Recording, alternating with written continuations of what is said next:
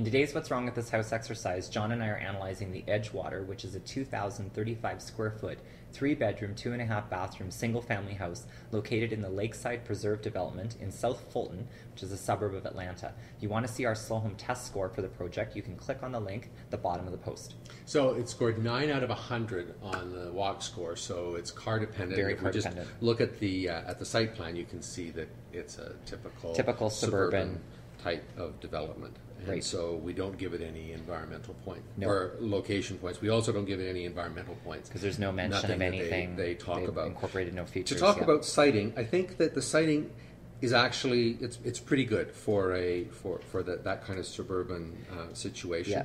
You know, I mean, I think the thing that we always look for is we look for the location, the proximity of the houses in the back, Yes. and we make sure that there's enough distance between the houses that you're going to be able to actually use that outdoor space without having the other house feel like you're right on top of yeah, you. and there's a hint of trees being planted. Yeah. In So the, they are in the trying center, to, so and I think that you know, it's and going this to be this one okay. is not bad with the green space, and I mean they're tight together, but that's pretty typical. Yes. It's when they're tight together and tight in the back that I think it's a real problem. That's right. I mean, there's a whole other issue about the streetscape with Yeah. the front drive garages, Yeah. but that's a broader issue. I think Yeah. that given the typology of the neighborhood, I think we can give this the Yeah, 2 I points agree with you on that. for siting. So to go to organization, I think that we've got some problems. There are some significant problems. I think that obviously this is one where the garage does dominate the front of the house. Yeah, You know, completely. it completely dominates it. We have nothing left but a single. That's really hard because you've got nothing except a hallway here. Then you've got to fit on the main floor all of your spaces with very little light. Here they've got some windows on the side, not very much on the back. It's going to be a dark interior. That's I right. think you brought up a really interesting point,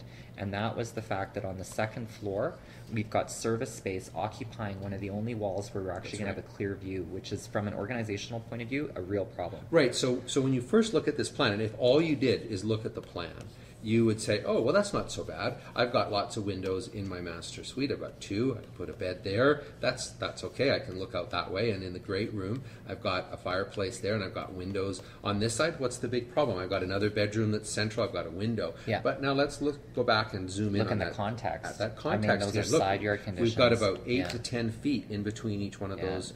There's you're not going to get. Well, look, it's dark. You can No, see it's it right terrible. now. It's You dark. can see it in the in the It's Google. just not nice. And so then we've got the potential of this really, you know, at some point quite nice outside Yeah. space, and the back on the second floor It ignores it. it ignores Completely it. turns Turns its a back. closet and the Yeah, and the it's back. weird planning. It's It planning is. on paper without understanding the greater context and where the house is going That's to right, sit. which is exactly why you need to be doing the design quality analysis. Yeah. So organization, no. 0. Absolutely. Entry, We've talked about these entries. They're not functional. I mean, No. they're basically you just walk in. It's just a door. There's a hallway. It's going to be dark. There's no storage. The entry from the garage, you've got a little bit of a closet, but it's not much better. I mean, it's very tight right in the back. So no, and I think that this gets to living, which is the next one. The problem I've got is we've got the fireplace there, so that's Yeah. the focal point. We're going to be putting our furniture around that, right? Yeah. We're going to have furniture there, and there. What are we looking at? We're looking at the mud hall. Well, and from Mud hall. a mud hall, but like a circulation point of view, I mean, think about it. You're coming in from the garage, you're going to have to go around or in front of the fireplace, Yeah. and then your only light is behind turning you, your and back. this all becomes circulation in behind. Yeah. It's got a problem with orientation in that room, and Yeah. the focal points. I mean, the window and